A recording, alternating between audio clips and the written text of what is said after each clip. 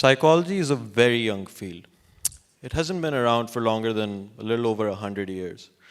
And in this time, there's a lot that we've been doing. So psychology has actually been connecting with all sorts of different fields. There's actually a bunch of different fields that connect with it, and we have a bunch of interdisciplinary fields. Let me tell you what a few of those are. Some of you might never have heard of engineering psychology. It exists. Some of you might never have heard of psychophysics. It exists. Some of you might have never heard of neuromarketing, but it exists. What all of these fields are is an amalgamation of knowledge from different domains in life. So essentially, the journey of psychology over the last century or so has been an interdisciplinary journey. And today, that's what I'm going to be talking about. I'm going to be starting you guys off with two stories. The first is of a man named Dr. John Gottman. Dr. John Gottman actually had a background in mathematics, physics, and psychology. He's still an active researcher. Dr. John Gottman is famous for combining these areas of his work and actually predicting the possibility or the probability of divorce by watching couples interact with each other. So he devised this system. And through this system, what he was able to tell was, by assessing different physiological variables, by assessing different communication variables, Dr. John Gottman was actually able to tell how likely a couple is to divorce a few years from now with 94% accuracy. Just think about that number. That's staggering, 94%. He even came up with something he called the 4 horsemen of the apocalypse. And if these 4 things are present in a relationship, it's likely that your relationship is heading towards a divorce. I'm not going to tell you what those are. I'm going to let you Google those after the talk to see how well your relationship is doing. So that's Dr. John Gottman. So he's one example of how that connection of different fields of knowledge leads to such an incredible outcome. The other one was Dr. Lillian Gilbert. She had a background in engineering, literature, and psychology, and she famously combined these, and she founded the field that is now known as organizational and industrial psychology. And she was the first and one of the first females in the US to get a PhD. And she also was a role model for many women looking to get further education in life.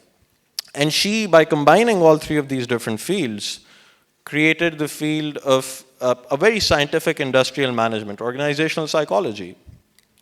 So the point is that these 2, and there are many, these are just 2 of them, these 2 individuals, what they were able to do was, they were able to combine various areas of knowledge and create some incredible outcomes.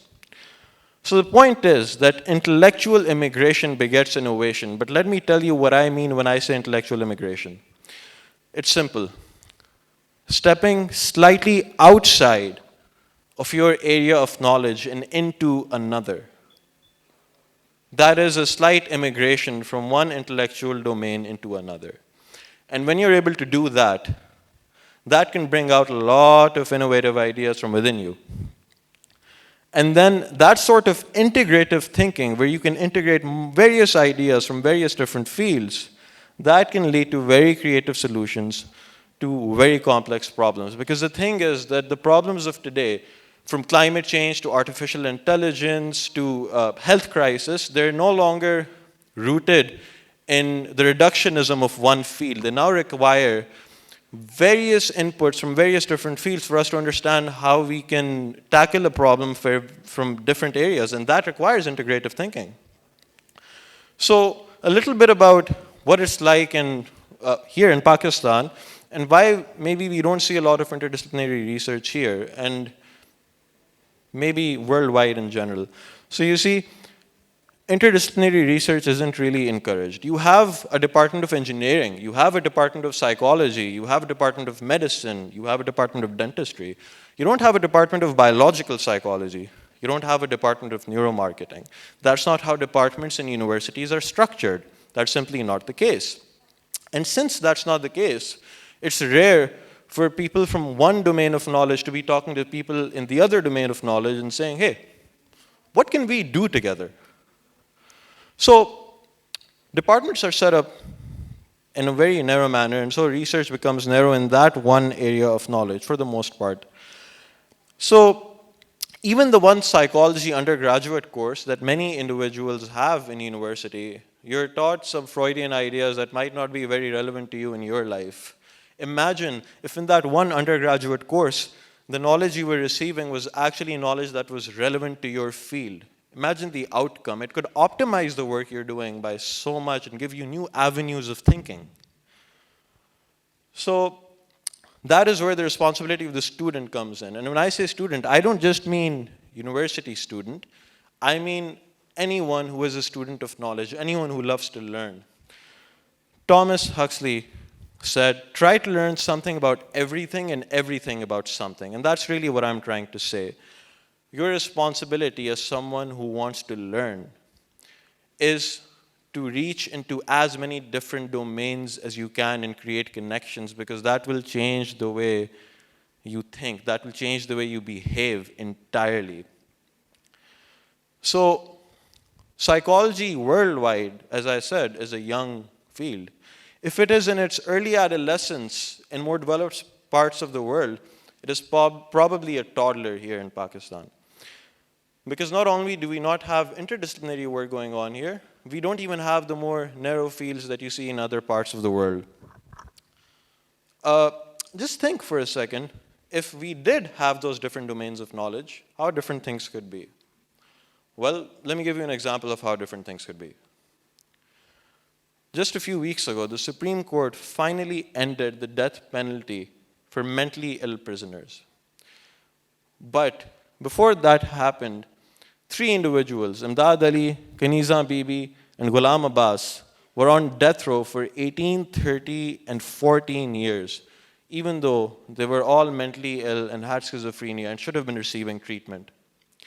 And many decisions were taken on this, but not a lot of change came up until a few weeks ago. And well, better late than never. But the point remains that when the Supreme Court finally became aware of the evidence of these different avenues of thinking about mental illness and how it impacts the law and crime, this decision happened. And this is a step in the right direction. This is a step in the humane direction. So, like I said, if you can simply start viewing the world or viewing the way that you interact with knowledge a bit differently, that can change your entire worldview. And if you can change your worldview, you can change your world, and maybe even someone else's. It is, as Edward de Bono said, creativity involves breaking out of established patterns in order to look at things in a different way. So I don't want to stand here and show you these examples of these brilliant individuals from these foreign qualified individuals. You don't have to be that in order to do this. You see, breaking of established patterns, that means habits. You can create a habit. Anyone can do that. You don't have to be from some fancy university to do that. You don't even have to be from a university to do that. All you have to do is be wanting to learn and be wanting to engage with knowledge.